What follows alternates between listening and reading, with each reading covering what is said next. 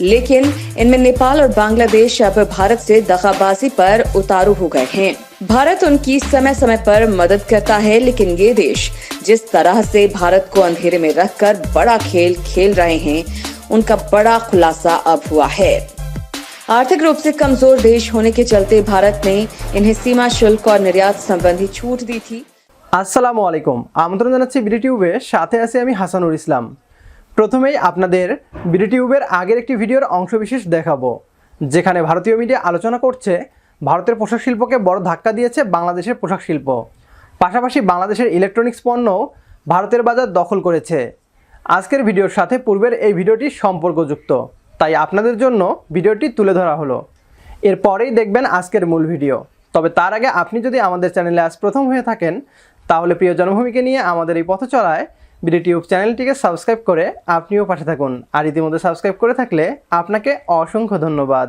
भारत की एक बहुत बड़ी टेक्सटाइल इंडस्ट्री को नुकसान पहुंचाने के बाद अब बांग्लादेश भारत में वॉशिंग मशीन जैसे कंज्यूमर इलेक्ट्रॉनिक्स आइटम्स एक्सपोर्ट करने लग गया है। बांग्लादेश की कंपनी वॉल्टन इलेक्ट्रॉनिक्स ने कोरियन कंपनी ह्यूंदाई के साथ इस कॉन्ट्रैक्ट को साइन किया है और ह्यूंदाई जो गाड़ियों के बाद अब भारत के कंज्यूमर अप्लायंसेस मार्केट में घुसना चाहती है, in made in Bangladesh washing machine को भारत में इम्पोर्ट करके भारतीय ग्राहकों को बेचने की तैयारी में है।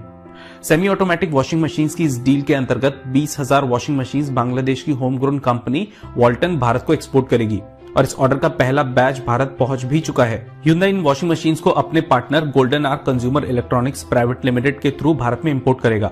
बांग्लादेश की ये कंपनी पहले से ही नेपाल, म्यांमार, थाईलैंड, यहाँ तक कि साउथ कोरिया को एक्सपोर्ट कर रही है और ये पहली बार है कि इस बांग्लादेशी कंपनी को भारत से इतना बड़ा एक्सपोर्ट ऑर्डर मिला है।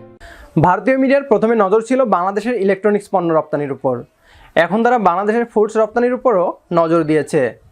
আমরা এর আগেও ভারতীয় মিডিয়ার মেড ইন বাংলাদেশের পণ্য নিয়ে অপপ্রচারের জবাব দিয়েছিলাম, দেখিয়েছিলাম তারা কিভাবে বাংলাদেশের তৈরি পণ্যের মান ও দাম নিয়ে মিথ্যাচার করছে। কিন্তু তাদের এই মিথ্যাচারও সাধারণ ভারতীয়দের আটকাতে পারেনি। বাংলাদেশের তৈরি পণ্য ভারতের তৈরি পণ্যের থেকে অনেক সস্তা ও ভালো কোয়ালিটির হয়ে থাকে। কোনোভাবেই বাংলাদেশের ইলেকট্রনিক্স পণ্য সাধারণ ভারতীয়দের দ্বারা বয়কট করাতে না পেরে তারা এখন নজর দিয়েছে বাংলাদেশের ফুডস ইন্ডাস্ট্রির উপর। আপনারা হয়তো জানেন, প্রাণের মতো বড় বড় বাংলাদেশি কোম্পানিগুলো এখন দেশের বাইরে পা ফেলেছে। প্রথম অবস্থায় তারা ভারত ও নেপালের মার্কেটকে টার্গেট করেছে। আমরা বলতেই পারি আমাদের দেশীয় কোম্পানিগুলো অনেক সফলতা পাচ্ছে। এর ফলেই ভারতের ভেতরে থাকা কোম্পানিগুলো ভয়ে আছে। তারা ভাবছে বাংলাদেশ যেভাবে রপ্তানি আয় বৃদ্ধি করছে, কিছুদিন পর তারা প্রতিযোগিতায় টিকতে না পেরে হয়তো দেউলিয়া হয়ে যাবে।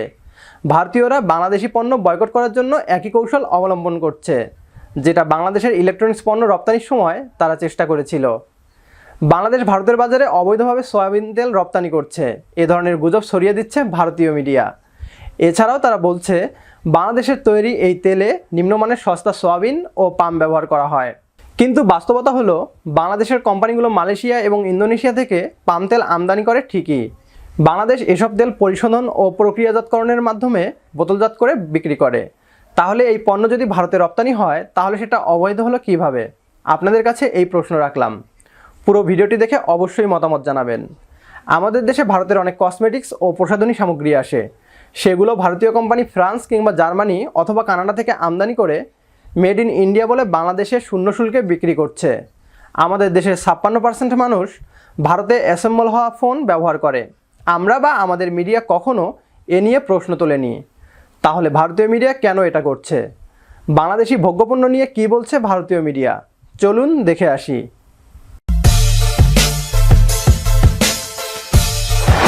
भारत ने नेपाल, भूटान, बांग्लादेश और श्रीलंका जैसे पड़ोसी देशों के लिए बहुत कुछ किया है। भारत ने जहां भूटान को चीन के विस्तारवाद से अब तक बचाया हुआ है, तो वहीं नेपाल को समय समय पर डोनेशन और जरूरी सामान भेजा जाता रहा है। इधर बांग्लादेश का तो उदय ही भारत के कारण हुआ था। वहीं श्रीलंका पर हर छोटी से छोटी आफत आने पर वो भारत को ही याद करता है। लेकिन इनमें नेपाल और बांग्लादेश अब भारत से दगाबाजी पर उतारू हो गए हैं। भारत उनकी समय समय पर मदद करता है, लेकिन ये देश जिस तरह से भारत को अंधेरे में रखकर बड़ा खेल खेल रहे हैं, उनका बड़ा खुलासा अब हुआ है। आर्थिक रूप से कमजोर देश होने के चलते भारत ने इन्हें सीमा शुल्क और निर्यात संबंधी छूट दी थी, लेकिन इन देशों ने सामान भेजने के लिए ऐसा रास्ता अख्तियार किया है जिससे भारत को हर साल करोड़ों रुपए की चपत लग रही है। भारत की नजर बचाकर नेपाल और बांग्लादेश का खेल। नेपाल और बांग्लादेश जैसे पड़ोसी देश अपने यहाँ की कुछ चीजें भारतीय बाजार में बेच सकें, इसके लिए दक्षिण एशियाई शुल्क मुक्त व्यापार क्षेत्र SAFTA बनाया गया है, लेकिन इसका अब दुरुपयोग होने लगा है। खबर आई है कि इन दोनों देशों के व्यापारी बाहर से सस्ते सोयाबीन और पाम ऑयल मंगाकर उसे जीरो ड्यूटी पर भारत भेज रहे हैं। इससे भारतीय कारोबारियों का नुकसान हो रहा है, जो कि शुल्क के साथ इन तेलों का आयात करते हैं। इसके साथ भारत सरकार को भी हर साल करीब 1200 करोड़ रुपए के राजस्व का नुकसान हो रहा है। भारत की छूट का गलत फायदा उठा रहे हैं दोनों। तिलहन और तेल मिलों की शीर्ष संस्था central organisation for oil industry and trade कुइट के अध्यक्ष सुरेश नागपाल बताते हैं कि इस मामले में नेपाल और बांग्लादेश नियमों की धज्जियां उड़ा रहे हैं। भारत सरकार ने इन्हें जीरो ड्यूटी पर जो निर्यात की छूट दी है वो वहां की बनी चीजों पर है। ऐसा नहीं है कि वे देश कहीं और से आयात कर उसे जीरो ड्यूटी पर भारत भेज दें। पाम ऑयल और सोयाबीन तेल के मामले में यही हो रहा है। नेपाल और बांग्लादेश में ना तो सोयाबीन की खेती होती है और न ही पाम की। ये देश पाम ऑयल मलेशिया और इंडोनेशिया जैसे देशों से मंगाते हैं, जबकि सोयाबीन तेल ब्राजील और अर्जेंटीना से। उत्पत्ति स्थल नियमों का उल्लंघन। नेपाल और बांग्लादेश उत्पत्ति स्थल नियमों का उल्लंघन कर रहे हैं। इससे भारत सरकार और भारतीय कारोबारियों को नुकसान पहुंचता है। यदि कोई भारतीय कारोबारी क्रूड पाम ऑयल का आयात करता है तो उसे हर लीटर पर 32 रुपए का शुल्क चुकाना होता है। इसी तरह हर लीटर क्रूड सोयाबीन तेल पर 41 रुपए का शुल्क और सेस चुकाना होता है। नेपाल के रास्ते जो तेल आते हैं उस पर शून्य ड्यूटी मिलती है। ভারত নাকি তার প্রতিবেশী দেশগুলোর জন্য অনেক কিছু করেছে, কিন্তু আমার তো মনে হয় ভারত নিজের স্বার্থ ছাড়া কিছুই করে না। আপনারও কি তাই মনে হয়? কমেন্ট করে জানিয়ে দিন আমাদের। তারা নাকি ভুটানকে চীনের বিস্তারবাদী নীতি থেকে বাঁচিয়েছে, নেপালকে ডোনেশন দিয়েছে অনেকবার, আর শ্রীলঙ্কান সরকার নাকি কোনো সমস্যা হলেই ভারতের কাছে যায় সাহায্যের জন্য। অথচ শ্রীলঙ্কান সরকার কিছুদিন আগেও বাংলাদেশ সরকারের কাছে ঋণ গ্রহণের জন্য প্রস্তাব জানায়। আর ভারত যদি প্রতিবেশী দেশের জন্য এতই করবে, তাহলে ভারতের সাথে তার প্রায় সবগুলো প্রতিবেশী দেশের সম্পর্ক বৈরী কেন তা আমার জানা নেই।